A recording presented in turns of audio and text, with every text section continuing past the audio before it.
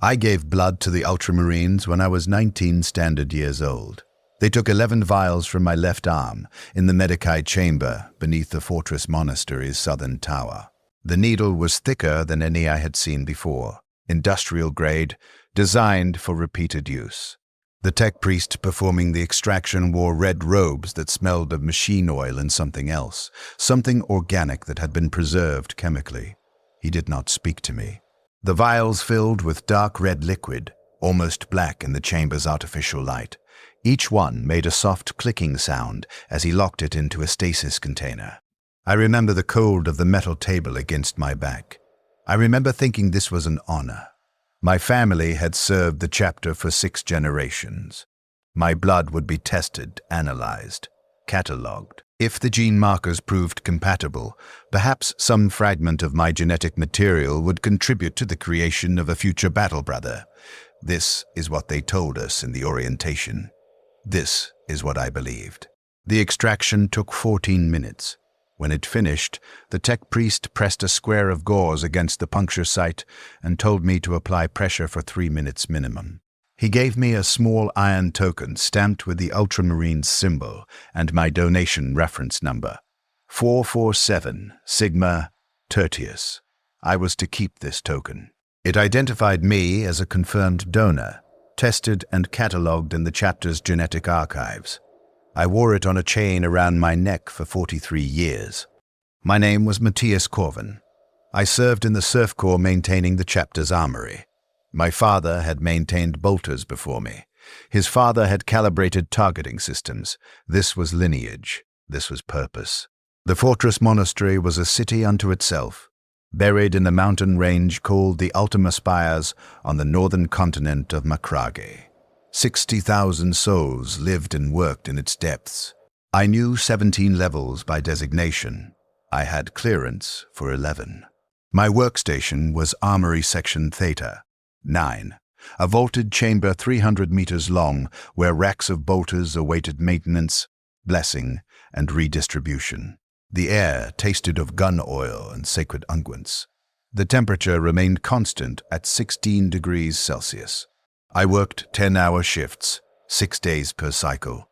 On rest days, I attended chapel services and studied the Codex Astartes in the Serf libraries. I was good at my work, efficient, thorough. By my 25th year, I had been promoted to lead maintenance specialist. By 30, I supervised a team of 8.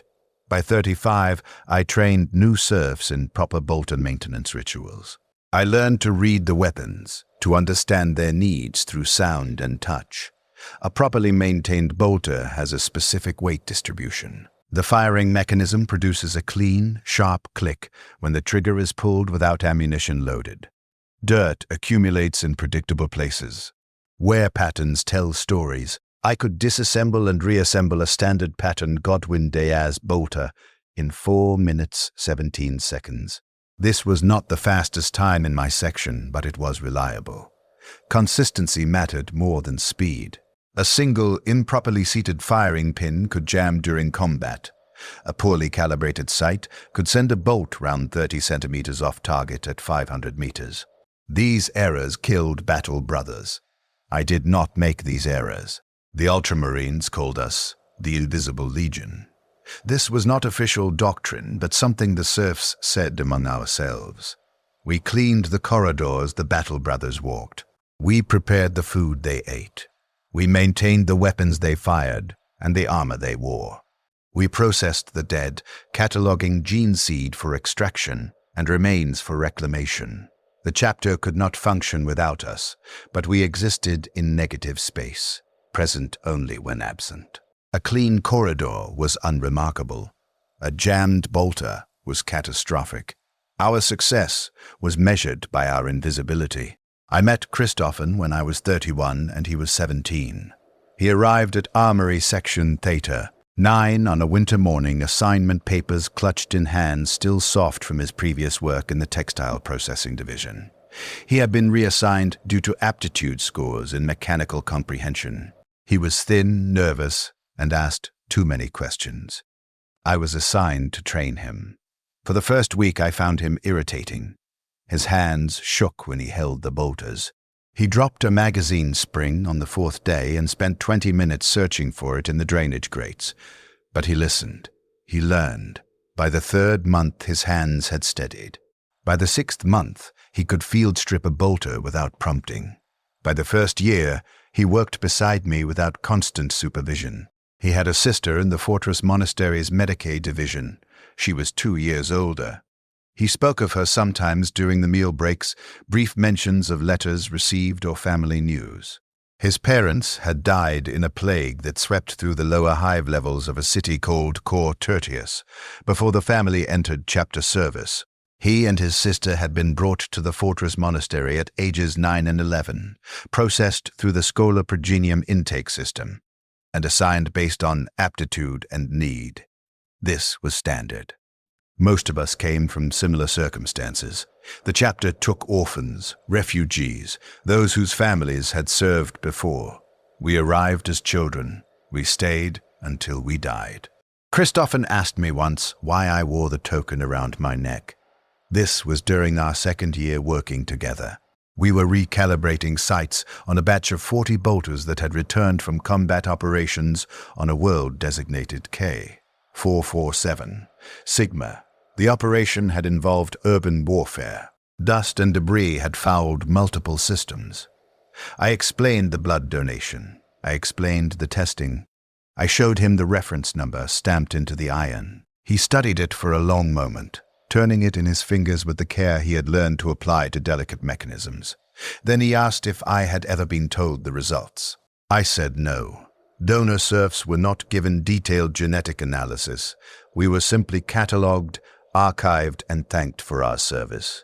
If compatible material was identified, it would be used. If not, the samples remained in storage for potential future applications or comparative study. We were not told which outcome applied to us. He was quiet after that. We finished the recalibration in silence. But 3 days later, he told me he had submitted himself for blood donation. He had gone to the Medici chamber beneath the southern tower. They had taken his samples. They had given him a token, 892, Sigma Sextus. He wore it on a chain like mine. I think that was when he became more than a trainee. That was when the work we did together became something beyond simple duty. He had chosen to mirror my service, to bind himself to the chapter through the same offering I had made. This meant something. I cannot articulate precisely what. But the shape of my days changed. The work remained identical. The hours, the rituals, the endless repetition of maintenance cycles. Yet I found myself explaining things differently, showing him not just how to perform the tasks, but why each step mattered. I told him stories I had learned from my father. I taught him to read the subtle variations in bolt-round manufacturing that indicated which forge world had produced them. I showed him how to test firing pins by sound alone, the specific pitch that indicated proper tempering. We worked together for 9 years. The message arrived during a routine maintenance shift. I had just finished blessing a batch of 30 bolters with sacred oils when a chapter serf I did not recognize entered Armory Section Theta 9 and handed me a data slate marked with the chapter's seal. The message was brief. I was to report to the office of Codicea Hadrian, librarian of the Ultramarines' 3rd Company, immediately upon receipt. No explanation, no context, just the summons and a location code for a section of the Fortress Monastery I had never accessed. I logged out of my workstation. I told Christophen I would return shortly. He nodded, already focused on the bolter he was disassembling. I took the central lift system up 14 levels. Then followed a corridor I had never walked into, sections where the architecture changed. The walls here were older, carved with battle honors and campaign names in High Gothic. Servo skulls drifted through the air, recording and observing. I felt exposed, visible, wrong. Serfs did not walk these corridors. This was the domain of the Battle Brothers. The Codicea's office was smaller than I expected. A single room, perhaps 10 meters square, lined with data stacks and purity seals. Codicea Hadrian stood behind a metal desk, reading from a data slate. He was not in power armor. He wore robes of deep blue marked with the symbols of his rank and psychic discipline. He was tall, even by Astartes standards, and his eyes were the modified blue of gene-enhanced warriors. He did not look up when I entered. I stood at attention. I waited. After 2 minutes and 40 seconds, he set down the data slate and looked at me. His gaze moved across my face, my uniform the token hanging from the chain around my neck. He said, "Matthias Corvin, genetic donor 447, Sigma Tertius." I confirmed this. He said, "Your blood was taken in the year 847, M41. Samples were processed and archived per standard protocol. You were classified as compatible for genetic material extraction in 3 categories. Your mitochondrial line showed exceptional resistance to cellular degradation. Your samples were flagged for potential future use. I did not understand why this required a summons. I said nothing. He continued, "In the year 851, M41, a raiding party of the Night Lord's Chaos Warband attacked a transport convoy carrying genetic material between Macragge and the Forge world of Corna. The attack was brief. The convoy's defenders were killed. 3 stasis containers were taken. Each container held 200 genetic samples, catalogued and preserved for future chapter use." I felt something cold forming in my chest. He said, "Your samples were in container Theta 9. We logged them as lost. We mourn the theft as we mourn all chapter assets lost to the Arcanemy. We did not expect to encounter the material again." He activated a hololith projector. An image formed above the desk, a Chaos Space Marine, armor painted midnight blue, and covered in icons I recognized as belonging to the Night Lords. Lightning patterns crawled across the ceramite. The helm had been removed in the image. The face beneath was wrong, twisted, modified beyond standard Astartes augmentation. Spikes of bone protruded from the cheeks. The eyes were black, completely black, no white visible. But the structure beneath the corruption was recognizable. The genetic template was Astartes. The degradation was chaos. Codicea Hadrian said, "This traitor was killed 3 weeks ago during a boarding action against a Night Lord's vessel operating in the Durnath sector. Apothecaries recovered his progenoid glands for analysis. Standard procedure when dealing with traitor gene seed to track degradation patterns and identify corruption vectors." He paused. The hololith rotated slowly. He said, "The genetic analysis identified markers from your mitochondrial line. Your blood, your genetic material, was used in this traitor's creation. The Chaos Marines who stole the samples did not simply destroy them. They used them. They incorporated them into their own processes of creating new warriors. This abomination carries your genetic legacy." I stared at the image. I tried to process what he was telling me. My blood, my donation, my service to the chapter. Used by traitors, used by chaos. The thing in the hololith existed because I had given blood 19 years ago. Because I had been honored. Because I had believed. The codicea deactivated the hololith. He said, "You are not accused of complicity. The theft was beyond your control. You are a victim of the Arcanemy's desecration.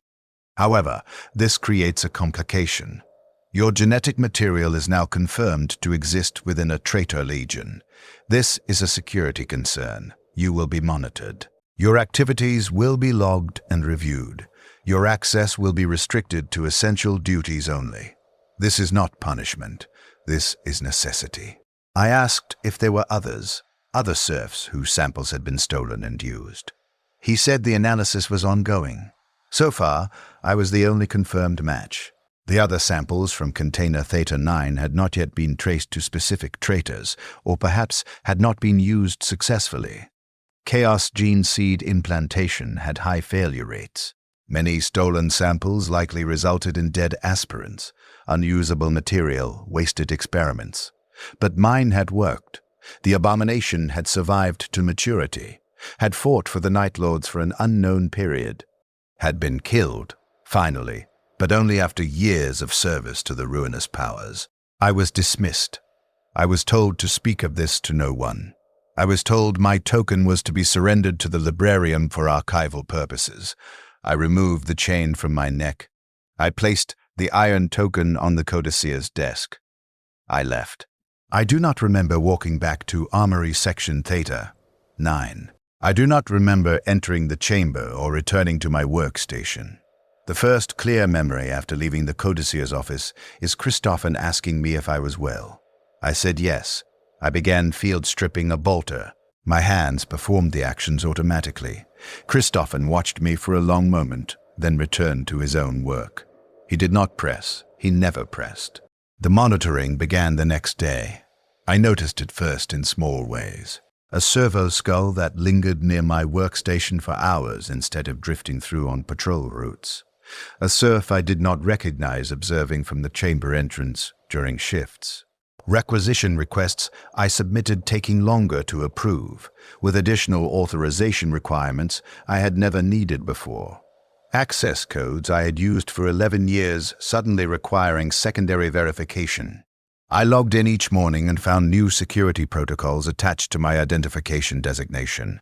My movement through the fortress monastery was tracked with increased granularity. Lift usage logged, corridor transits recorded. Meal times documented. I was not confronted. No one accused me of anything. But the shape of my existence changed. I was watched, constantly. The invisibility that defined serf service was stripped away. I became visible, and visibility was suspicion. Christopher noticed within a week. He asked why a servo skull had followed me to the maintenance supply depot. I told him I did not know. He did not believe me. He knew me too well by then. He had worked beside me for 9 years. He could read my silence. But he did not push. He simply began staying closer during shifts, positioning himself between me and the observing serfs, as if his presence could somehow shield me. 3 weeks after the summons, I was called to a review panel. 3 chapter officials, a chaplain, an administrative overseer, and a representative from the librarium. They asked me questions. They asked about my duties, my history, my family lineage. They asked if I had ever expressed doubts about the chapter, if I had ever spoken against the Imperium, if I had ever been contacted by anyone claiming affiliation with Chaos Forces. The questions were not accusatory in tone. They were clinical. They were documenting, building a file, establishing a pattern. I answered every question honestly. I had nothing to hide. I had done nothing wrong. The chaplain asked me how I felt about the revelation regarding my genetic material. I said I felt horror, shame, violation. He asked if I felt any connection to the traitor who carried my genetic markers. I said no. He asked again, phrasing it differently. Did I feel drawn toward understanding the traitor's choices? Did I wonder what his life had been like? Did I imagine meeting him? I said no. I said I wished he had never existed. I wished the samples had been destroyed instead of stolen. I wished I had never given blood. The chaplain wrote something on a data slate. The review ended. I was dismissed. I returned to work. The monitoring continued. Months passed. Seasons cycled. The fortress monastery's internal climate control maintained constant temperature, but we tracked time by the agricultural zone's harvests and the chapel calendar. I continued my duties in Armory Section Theta 9. I maintained bolters. I supervised my team. I trained new serfs. But something had broken. The work that had once felt like purpose now felt like performance. I executed every ritual precisely, knowing I was being observed, knowing my every action was being evaluated for signs of corruption or disloyalty. I could not relax. I could not simply exist in the work. Christoffen asked me once, directly, what had happened. This was 6 months after the summons. We were alone in a sub-level supply room, cataloging ammunition reserves. He said he knew something was wrong. He said he could see it in how I moved, how I spoke, how I performed the maintenance rituals with mechanical precision but no peace. He said I could trust him. I wanted to tell him. I wanted to share the burden. But the codicier had ordered silence. To speak would be to disobey. To disobey would confirm suspicion. So I said there had been a security review. I said it was routine. I said I was fine. He did not believe me, but he accepted the lie because I gave him no choice. The isolation was worse than the monitoring. I was surrounded by people, working in teams, living in communal quarters, attending packed chapel services, but I was alone with what I knew. Alone with the knowledge that my blood lived in a traitor's corpse. Alone with the knowledge that I was suspected, watched, catalogued not for what I had done, but for what had been done to me. I stopped wearing chains around my neck. The absence of the token felt like absence of identity. In the second year after the revelation, another serf from my section was reassigned. His name was Colton. He had worked in Armory Section Theta 9 for 14 years. He was reliable, skilled, unremarkable. One day he was at his station. The next day he was gone. No explanation, no announcement.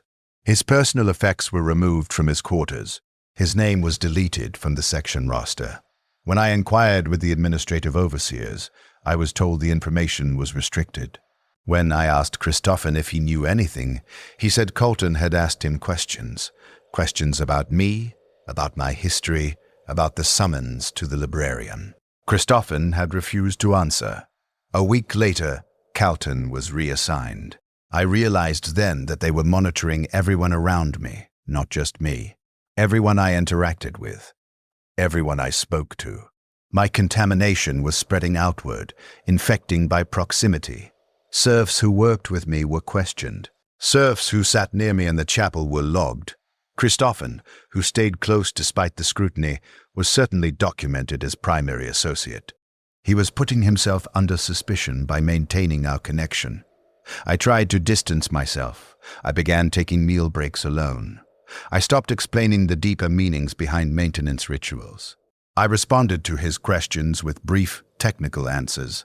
I was trying to protect him. I was trying to make him less visible by making myself more isolated. He did not allow it. He stayed. He continued working beside me, sitting near me in the chapel, walking the same corridors. He never asked why I was pulling away. He simply refused to be pulled. In the third year, I was summoned again. Same location, same codicea. He told me they had identified 3 more traitors carrying genetic material from the stolen samples. None were from my specific donation. But the container Theta 9 samples had produced multiple successful implantations. The Night Lords had used the Ultramarines' own genetic legacy to create warriors who now fought against the Imperium. Codicea Hadrian said this was a profound desecration. He said the chapter would hunt every traitor traced to those samples.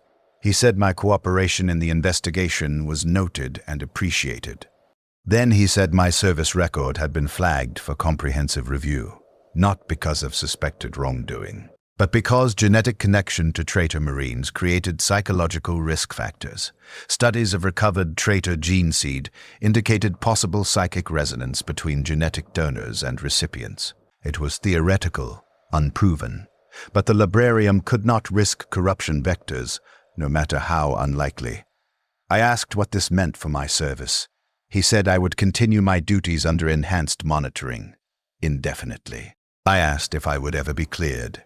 He said the monitoring would continue until I died, or until the librarium determined the risk was negligible. Given the nature of chaos corruption, negligible risk was difficult to establish. Certainty was impossible. I understood I would be watched for the rest of my life. I thanked him for his clarity. I left. I served the Ultramarines faithfully for 43 more years after that conversation. The years that followed were identical in structure and unendurable in accumulation. I woke each day at the same hour, attended the same chapel services, walked the same corridors to Armory Section Theta 9, performed the same maintenance rituals on bolters that arrived damaged and departed blessed. The work never changed. The monitoring never ceased. I existed in a state of permanent documentation. Every action logged, every interaction recorded, every breath catalogued as potential evidence of corruption that never manifested because it did not exist. I became efficient at ignoring the servo skulls. They hovered at the edges of my vision, recording, transmitting data to analysts I would never meet, who compiled reports I would never read. I learned to recognize which serfs were assigned to observe me. They rotated every 3 months, new faces appearing in the armory entrance, watching for patterns, for signs. For the moment, I would confirm their suspicions by doing something, anything, that suggested the genetic connection to a dead traitor meant I carried chaos in my blood. I never did. There was nothing to find. I maintained bolters, I supervised teams, I trained new serfs in the rituals my father had taught me, and his father had taught him. I lived inside the faith I had been raised within. The absolute certainty that service to the chapter was service to the emperor was the only meaningful existence a human could achieve. The fact that I was suspected of abandoning this faith while actively performing it every day created a paradox I could not resolve. I was loyal, provably loyal, 43 years of perfect service. But loyalty under suspicion becomes performance, and performance is not trust, and without trust, there is no peace. Christoffen stayed beside me through all of it. This remains the thing I cannot fully process, even now. He had opportunities to transfer. He had the skills, the record, the aptitude scores to move into more prestigious positions within the chapter's administrative hierarchy. But he remained in Armory Section Theta 9, working at the station beside mine, performing the same repetitive maintenance cycles, accepting the scrutiny that came with proximity to me. I tried to push him away multiple times in those first 5 years. I took assignments in different shifts. I requested transfer to solo maintenance duties in remote armory sections. Every time he followed. He submitted matching transfer requests. He adjusted his schedule to align with mine. He simply refused to allow me to isolate completely. I asked him why once. This was perhaps 7 years after the revelation. We were working late in the armory, alone except for the monitoring servo skulls. The fortress monastery's night cycle had begun. The lighting had shifted to the dimmer setting that signaled rest hours. We were finishing a complete overhaul of a Contemptor Dreadnought's assault cannons, delicate work that required steady hands and absolute focus. When we finished, when the final calibration was logged and the weapon systems were blessed and returned to their mounts, I asked him directly why he stayed. He cleaned his hands with a maintenance rag, taking his time, not looking at me. Then he said, "Because the work matters. Because you taught me to do it correctly. Because leaving would mean accepting that proximity to injustice makes me complicit in it." He paused, folded the rag into precise squares. "They watch you for something you didn't do. If I leave because of their watching, then they've made me an instrument of your isolation. I won't be that." I told him his career would suffer. That association with me was documented, analyzed, factored into his own security assessments. That he was putting himself at risk for someone who could offer him nothing in return except more scrutiny. He said he knew. He had been called to review panels 3 times. They had asked him about me, about our conversations, about whether I had ever expressed doubts or demonstrated behaviors inconsistent with loyal service. He had told them the truth, that I was the most dedicated servant of the chapter he had ever known, that my work was flawless, that I had trained him to understand maintenance not as labor, but as sacred duty. They had noted his responses. They had let him return to work. The monitoring continued for both of us. He said, "If they want to suspect me too, let them. I've done nothing wrong. Neither have you. I won't pretend otherwise to make them comfortable." After that conversation, I stopped trying to push him away. I accepted his presence as the one constant in an existence defined by suspicion. We worked together in silence most days. The comfortable silence of people who have performed the same tasks beside each other for so long that communication becomes unnecessary. The rituals spoke for us. The work was the conversation. But there were moments, brief gaps between the monitoring, when we spoke of other things. He told me about letters from his sister. She had risen to senior medici staff, specializing in Serf health maintenance and augmentation protocols. She was considering accepting a posting to one of the chapter's fleet vessels, a destroyer called the Sword of Conor that required a permanent medical staff for extended deep space operations. Christoffen was proud of her. He showed me one of her letters once, the physical parchment carefully preserved, her handwriting precise and efficient. She wrote about her work with the same dedication he brought to bolter maintenance. Service ran in their blood, the way it ran in mine. I told him about my father, about the years I had worked beside him before his death from a maintenance accident involving a malfunctioning plasma weapon. My father had believed absolutely in the chapter, in the Imperium, in the Emperor's manifest divinity. He had taught me that faith was not emotion but action, that belief was proven through work, through consistency, through the small repeated acts of service that accumulated into a life. I had tried to live that teaching. I had given blood because my father had given blood. I had maintained weapons because my father had maintained weapons. I had believed service was enough. Christoffen asked if I still believed that. I did not answer immediately. We were alone in a sub-level ammunition storage vault, performing routine inventory verification. The servo skull monitoring us was partially damaged, its recording mechanisms producing a faint clicking sound that marked its position even when it drifted behind storage racks. I counted bolter rounds for 3 minutes before I said I did not know what I believed anymore. I still performed the rituals. I still said the prayers. But I no longer felt the certainty my father had possessed. The work continued. The faith had become procedure. He said that was still faith. That continuing despite doubt was a different kind of belief, maybe a stronger kind. That anyone could serve when service felt purposeful and honored. Serving when service felt like performance for hostile observers required something beyond comfort, required choice. I thought about that often in the years that followed. Whether I was choosing to serve or simply continuing because I did not know how to stop. In the 14th year after the revelation, Christoffen collapsed during a shift. One moment he was calibrating a bolter sight, the next he was on the floor, convulsing, blood running from his nose and ears. I called for Medicae assistance. I held him while he seized, feeling his muscles lock and release, watching his eyes roll back until only white showed. The fit lasted 2 minutes and 40 seconds. Then he went limp. Still breathing but unconscious, his pulse rapid and irregular. The Medicae team arrived within 5 minutes. They loaded him onto a grav stretcher and transported him to the fortress monastery's medical wing. I was told to return to my duties. I was told I would be informed of his condition when information became available. I was told this was not a matter for armory staff concern. I returned to my workstation. I completed the shift. Every movement was automatic, performed without conscious thought.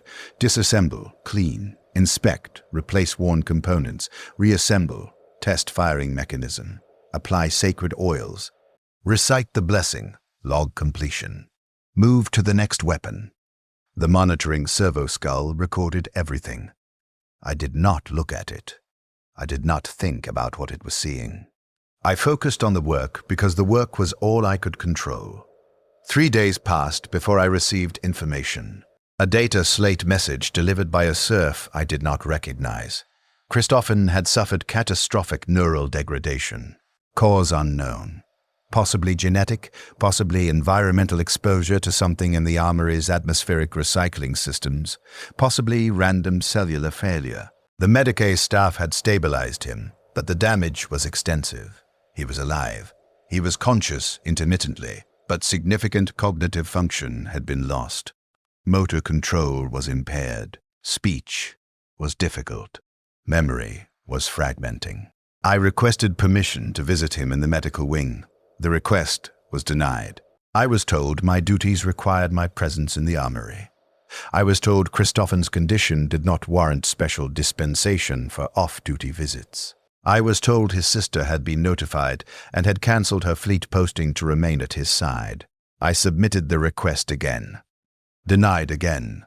I submitted it a third time, attaching my full service record, documenting my relationship with Christoffen, explaining that he had worked beside me for 23 years. Denied. The explanation this time was more direct. My security status precluded access to the medical wing without extraordinary justification. The monitoring protocols that governed my movements could not be easily extended to medical facilities where sensitive information and vulnerable personnel were present. My presence would require additional security resources that could not be spared for a social visit. I understood.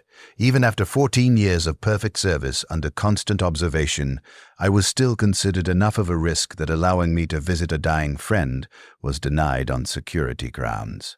I never saw Christoffen again. He died 8 days later. Neural degradation accelerated. The Medicae staff could not stop it. His body failed system by system, each cascade logged and analyzed for research purposes. For the endless appetite the chapter had for understanding how human bodies failed, so they could build better protocols for preventing similar failures in the future. He was 23 years old when he entered my service. He was 46 when he died. 23 years spent working beside me. 23 years contaminated by proximity to suspicion. I do not know if the monitoring stress contributed to his neural degradation. I do not know if the scrutiny he accepted by staying near me damaged something in his physiology that might otherwise have remained intact. I know I will never know. Causation is impossible to establish. Correlation is not enough. His sister sent me a message. Brief, handwritten, converted to digital format for transmission. She said Christoffen had asked for me in his final coherent moments. She said he had wanted me to know his work had been meaningful. She said he had been proud to serve beside me. She said she did not blame me for anything. She hoped I would not blame myself. I read the message 17 times, then I archived it in my personal data storage and returned to work. The chapter held a memorial service, standard protocol for serfs who died in service. Christoffen's name was added to the wall of service in the chapel's eastern transept, carved into stone alongside thousands of others who had given their lives to the Ultramarines in ways large and small. I attended the service. I stood in the back. I listened to the chaplain recite the prayers for the faithful departed. I watched Christoffen's sister accept a small iron icon stamped with the chapter's symbol, the same icon given to all serf families who lost members in service. She held it carefully, her hands steady, her face composed. She had lost her parents to plague and her brother to neural degradation, and she stood in the chapel with perfect discipline because this was what service required. I wanted to speak to her. I wanted to say something that would honor what Christoffen had meant, but I had nothing to say that would not sound empty. So I stood in silence among 200 other serfs and said nothing. After the service, I returned to Armory Section Theta 9. I requested reassignment to solo maintenance duties in the most remote armory section available. The request was approved immediately. They moved me to Sublevel 18, Section Kappa 7, a vault that stored reserve equipment used only during major mobilizations. The work was identical to what I had done before, but I performed it alone, no teams. No training responsibilities, no one working beside me except the monitoring servo skulls that had become my only permanent companions. I worked in that vault for 9 years. The isolation was absolute. I saw other serfs during shift changes, passing in corridors, exchanging brief nods of acknowledgement. I attended chapel services when required, standing in the back, leaving as soon as the final prayer concluded. I took my meals in my quarters, alone. I spoke to no one except when duty required verbal communication with overseers or supply coordinators. I maintained weapons that would not be used unless the chapter faced threats significant enough to require reserve equipment activation.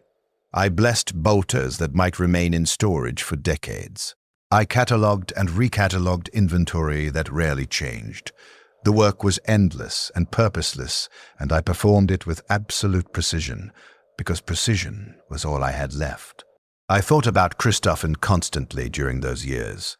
I replayed our conversations, analyzing them for meaning I had missed, for signs of strain I should have recognized, for warnings I should have heeded. I wondered if I should have tried harder to push him away, if maintaining distance would have saved him from whatever combination of factors had destroyed his neural system. I wondered if his choice to stay near me had killed him. I wondered if loyalty was murder when the object of loyalty was contaminated by forces beyond anyone's control. I came to no conclusions. The questions remained questions. The grief remained grief, processed down to background noise that played constantly beneath every other thought, every other action. I learned to work inside it the way I worked inside the monitoring, inside the suspicion, inside the knowledge that my blood had made a traitor and my service had killed a friend, and nothing I could do would ever change either fact. In the 19th year after the revelation, I was informed that another traitor carrying genetic material from container Theta 9 had been killed. This one had been a raptor, one of the Night Lord's jump pack assault specialists. The engagement had occurred during a boarding action against a merchant vessel in the Thalassa system. The raptor had been burned to ash by a heavy flamer. Genetic analysis of the remains had been difficult, but sufficient material had been recovered to confirm the link to stolen ultramarine samples. The codicier who delivered this information, not Hadrian. He had been killed in action 5 years prior, replaced by codicier Theron, said the chapter was pleased with the progress in hunting down and eliminating these abominations. He said each confirmed kill brought honor to the genetic legacy that had been desecrated. He said my continued service under difficult circumstances was noted. I asked if there were more, if the analysis had identified how many traitors had been created using the stolen samples. Codicier Theron said the analysis suggested between 20 and 30 successful implantations. So far, 7 had been confirmed killed. The others remained at large, operating with various Night Lords warbands scattered across the Imperium. Hunting them was ongoing. It would likely continue for decades. Chaos Marines lived far longer than baseline humans. Some of the traitors created from the stolen samples might survive for centuries. I would not live long enough to see them all destroyed. I was 62 years old. Standard Serf lifespan in Fortress Monastery service was 70 to 75 years, barring accidents or illness. I had perhaps a decade remaining, maybe slightly more if my health held. Most of the abominations carrying fragments of my genetic legacy would outlive me. They would continue fighting for the ruinous powers long after I was dead, buried, and forgotten. My blood would poison the Imperium longer than I would serve it. I told Codicier Theron I understood. He dismissed me. I returned to sub-level 18. I maintained weapons in silence. The years after that collapsed into each other, indistinguishable except for the slow degradation of my body. My hands began to ache during extended maintenance work. Arthritis, the Medicaid staff told me during mandatory health evaluations, normal for my age and work history. They prescribed anti-inflammatory medication and joint supplements. The pain continued, manageable but constant. My vision began to blur during close detail work.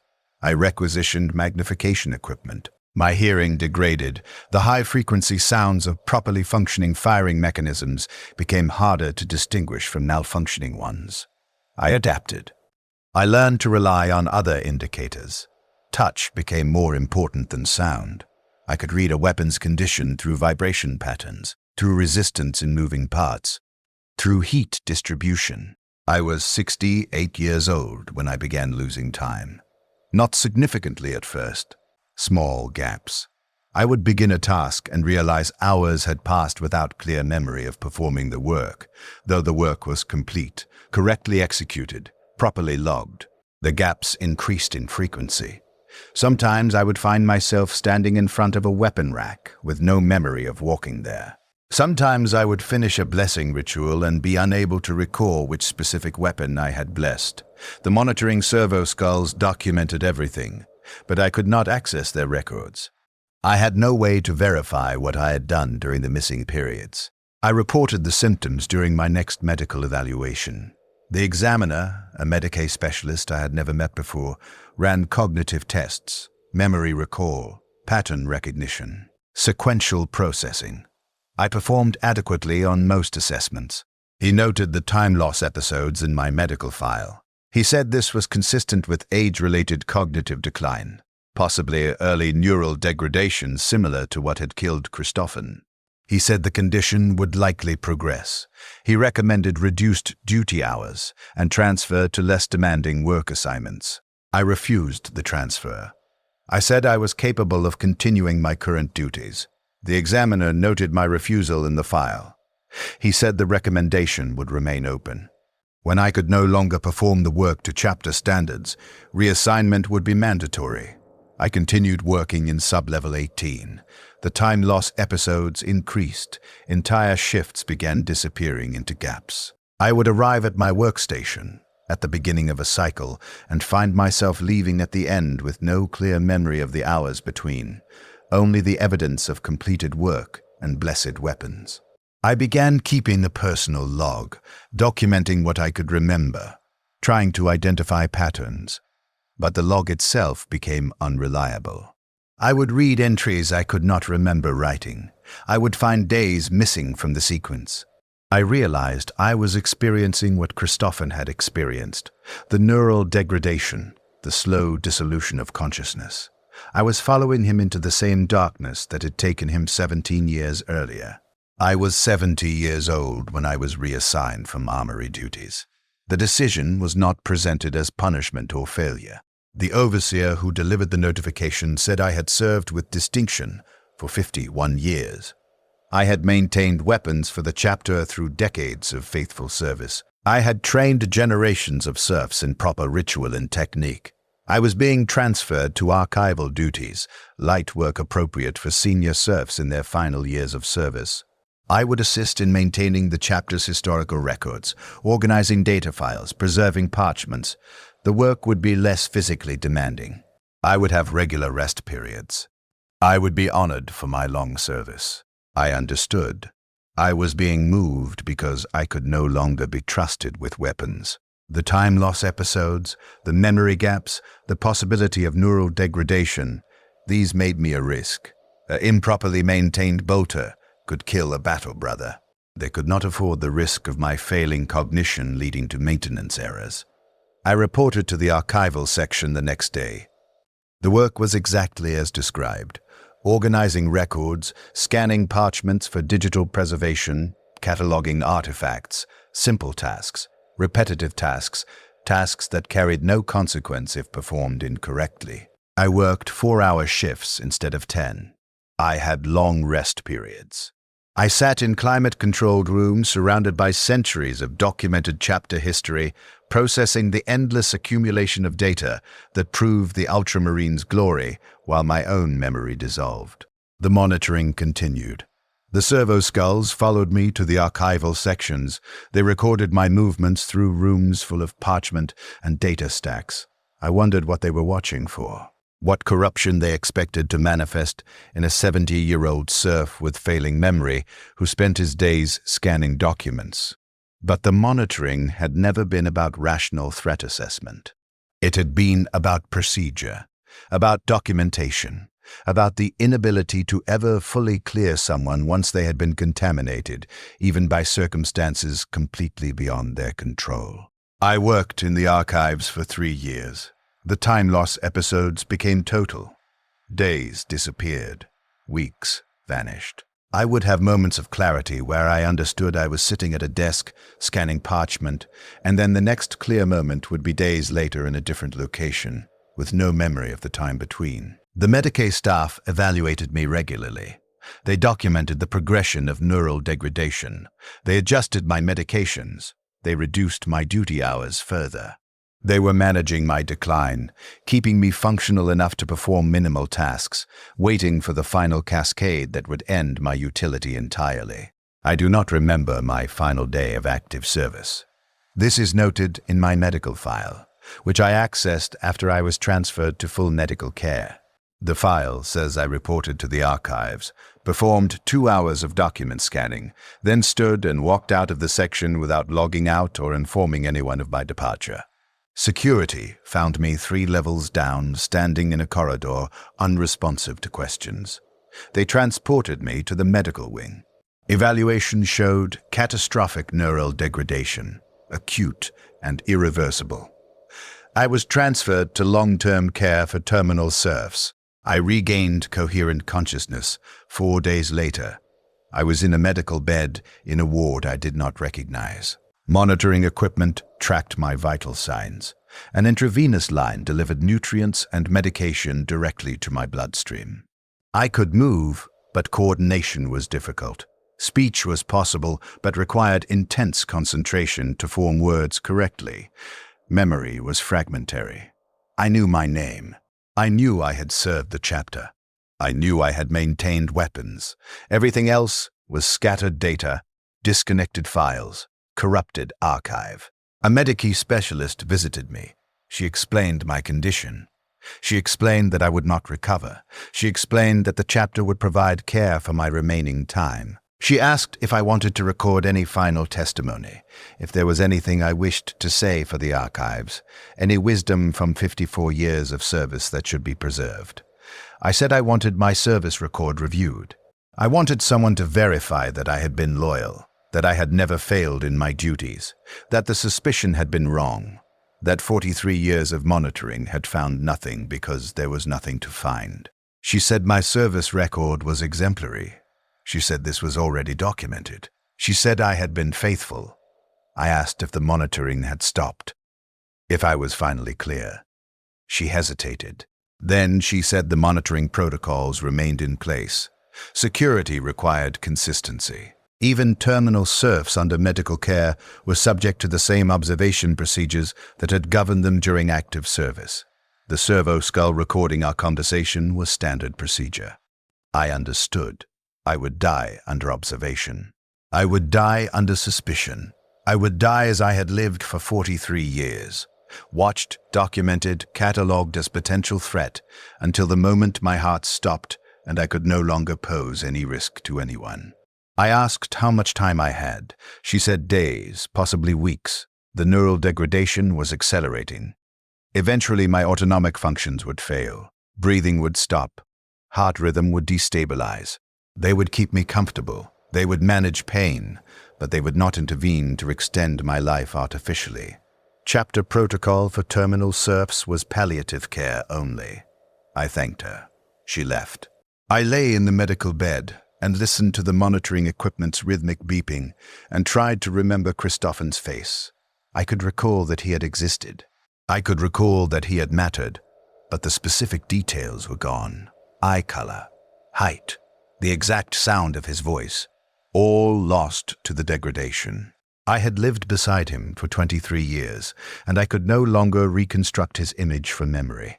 He had dissolved into data points: colleague, friend, dead. The rest was corrupted file. I tried to remember my father. Same result. I knew he had taught me. I knew he had died. But the man himself was gone. I tried to remember the codicil who had first told me about the stolen samples, about the traitor who carried my blood. I could not remember his name. Hadrian? That seemed correct, but I was not certain. Nothing was certain except the degradation, except the ongoing dissolution, except the monitoring that would document my final moments with the same clinical precision it had documented everything else. I thought about the traitors, the ones still alive, the ones carrying genetic material taken from my blood when I was 19 years old and believed service was honor. They were still fighting, still killing loyal Imperial forces, still spreading corruption. My legacy was their existence, everything I had done, every weapon I had maintained, every prayer I had recited, every decade of faithful service. All of it weighed against the fact that my blood had made monsters. The scale was unbalanced. I had given everything I had. It was not enough. It would never be enough. I existed in the medical ward for 11 days. The time was fragmented, consciousness fading in and out, clarity becoming rare. I remember a chaplain visiting once. He recited prayers. He told me my soul would return to the Emperor's light. He told me I had served faithfully. He placed a purity seal on my bedsheet and departed. I remember Medicae staff performing examinations, documenting the progression, noting the cascade failures as my body shut down system by system. I remember long periods of darkness, not sleep exactly, more like absence, like I was being gradually erased. On the final day, I had perhaps 3 hours of clear consciousness. I understood this was the end. I could feel the sisters failing, the breathing becoming difficult, the heart rhythm irregular. A Medicae specialist I had never seen before sat beside my bed, monitoring the equipment.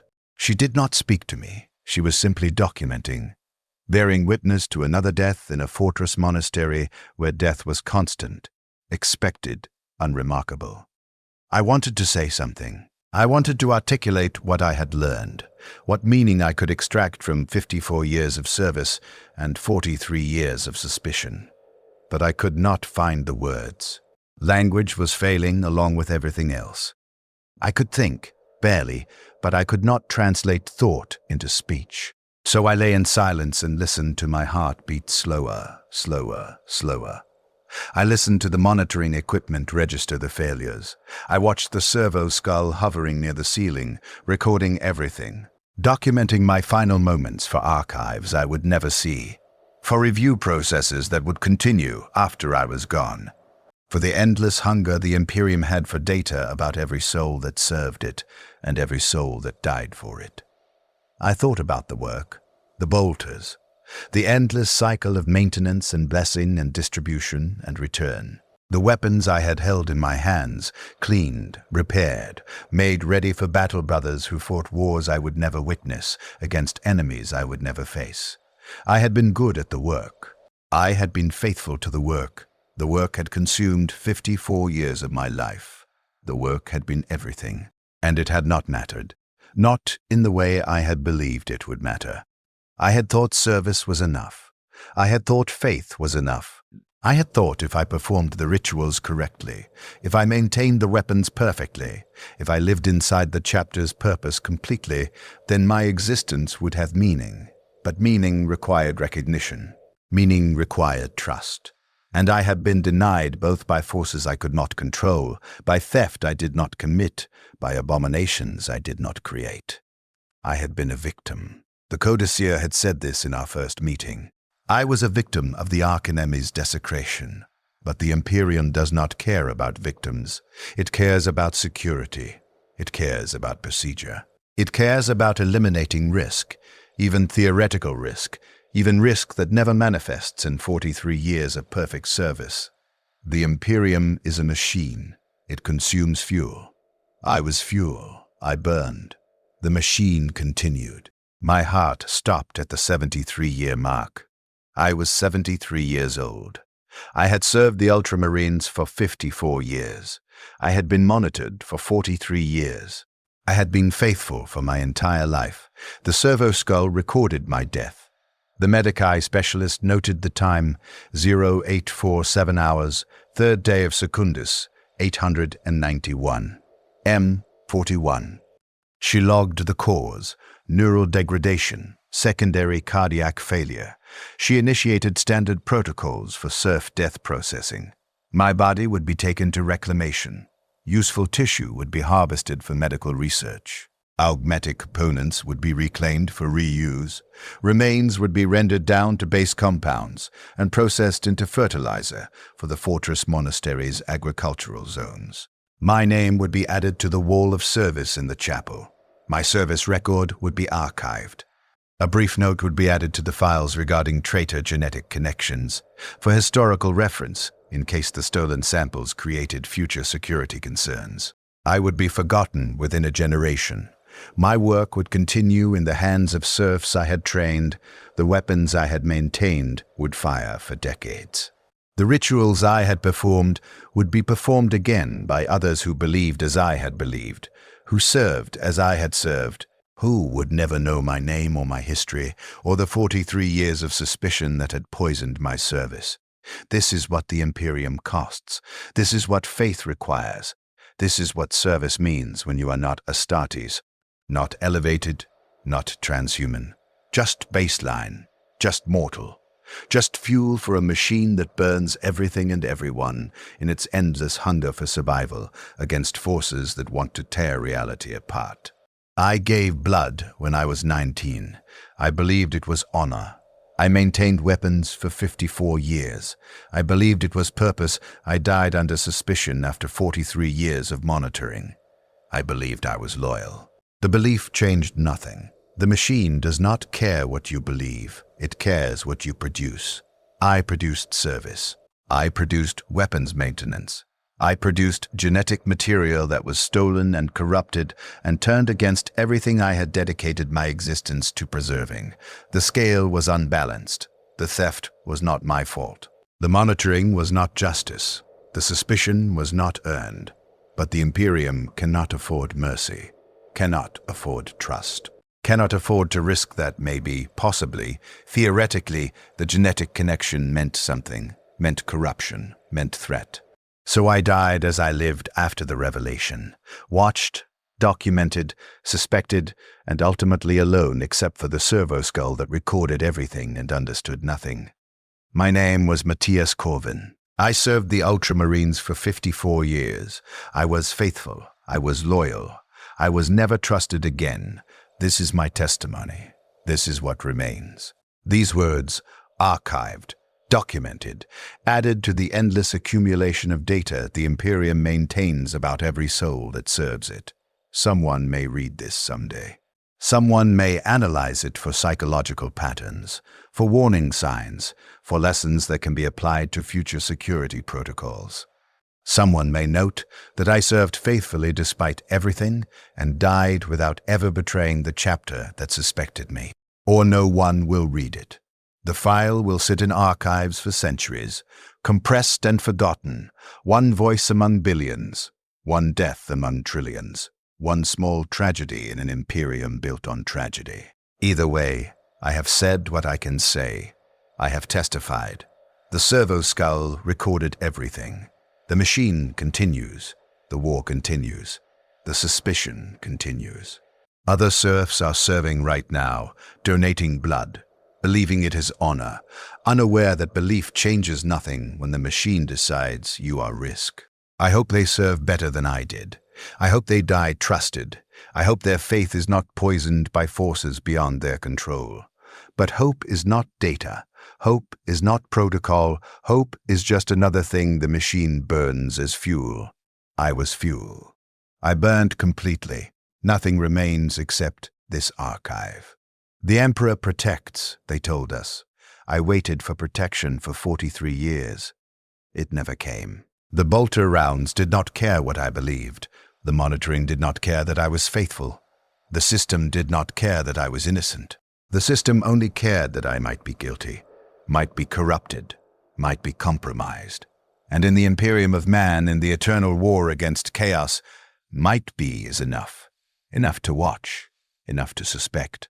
Enough to ensure that loyalty under suspicion is the only loyalty I would ever know.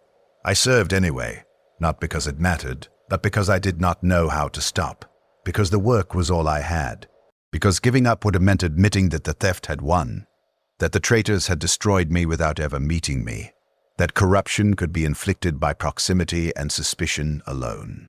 I served because service was the only act of defiance I had left, and now I am gone.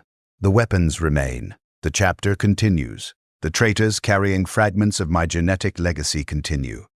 The monitoring protocols continue. The machine continues. This is what I learned in 54 years of service. The Imperium is not faith. It is not honor. It is not meaning. It is process. It is procedure. It is the systematic conversion of individuals into components, into fuel, into ash. It does this because it must, because the alternative is extinction, because the universe is hostile and vast and filled with things that want to tear humanity apart. I understand why it must be this way. Understanding changed nothing. I was still consumed, still burned, still reduced to data points in an archive that will outlive everything I was. My name was Matthias Corvin. I gave blood to the Ultramarines when I was 19. I served for 54 years. I died under suspicion I never earned. I was loyal until the moment my heart stopped beating. The servo skull recorded everything. This testimony is complete.